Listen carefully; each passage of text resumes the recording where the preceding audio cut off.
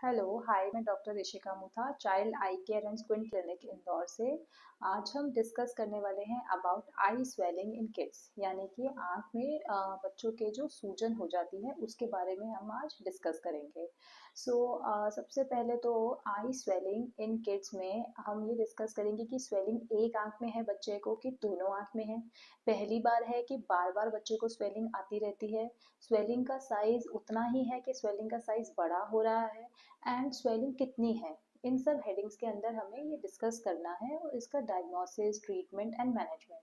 सो अगर हम किसी भी बच्चे को आई में स्वेलिंग है, अगर एक ही आंख में स्वेलिंग है, बच्चों में ज़्यादातर अगर बहुत ही कम स्वेलिंग है यानी कि उसकी आंख खुली भी है पूरी और हल्का हल्का सूजन दिख रहा है तो उसको माइल्ड कैटेगरी में डालेंगे।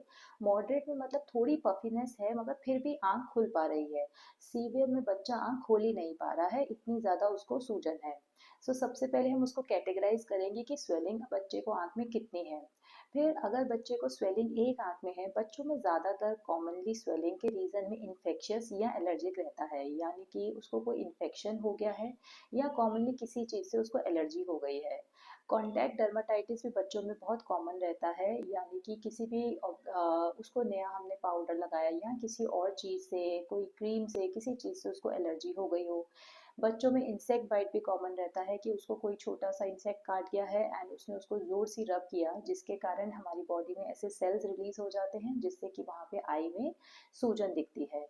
और कई बार बच्चों में बहुत छोटे बच्चों में कंजेनिटल नेज़ोलैक्राइमल डक्ट ऑब्स्ट्रक्शन, यानी कि बच्चे वाटरिंग के साथ प्रेजेंट करते हैं।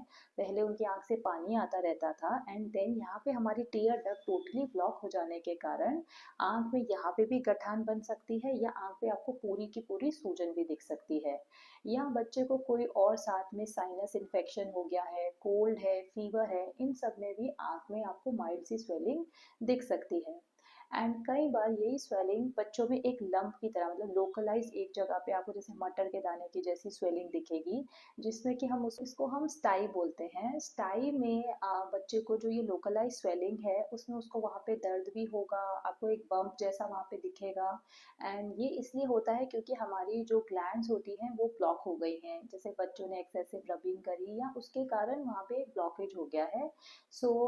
इसके अलावा बच्चों में अगर बाइलेटरल स्वेलिंग है, मतलब दोनों आंखों में स्वेलिंग है, तो उसके रीजंस में कंजक्टिवाइटिस अलग अलग प्रकार का, बैक्टीरियल है, वायरल है, ये कंजक्टिवाइटिस हो सकता है बच्चे को।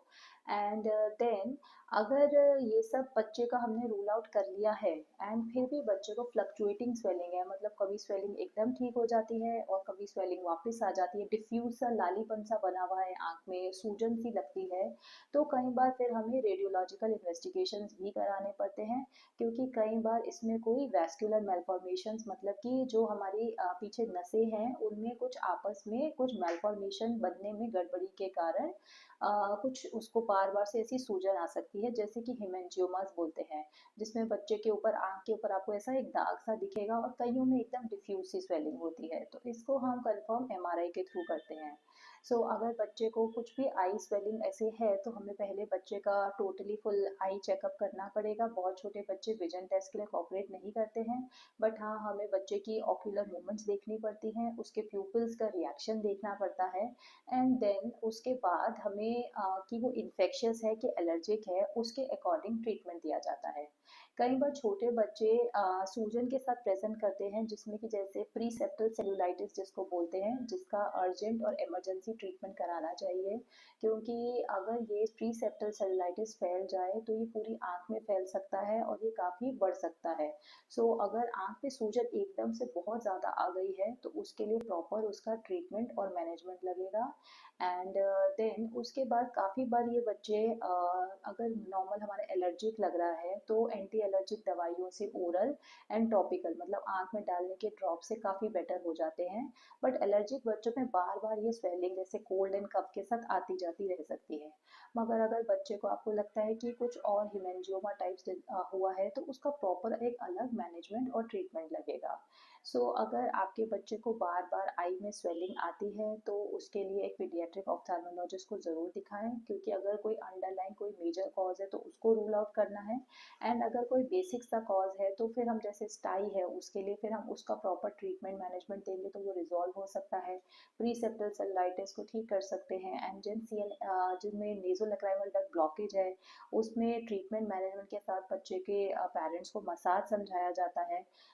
अगर बच्चा ऐसे पफी आइज के साथ प्रेजेंट कर रहा है तो हमें तुरंत कंसल्ट करना चाहिए और उसका ट्रीटमेंट लेना चाहिए। Thank you.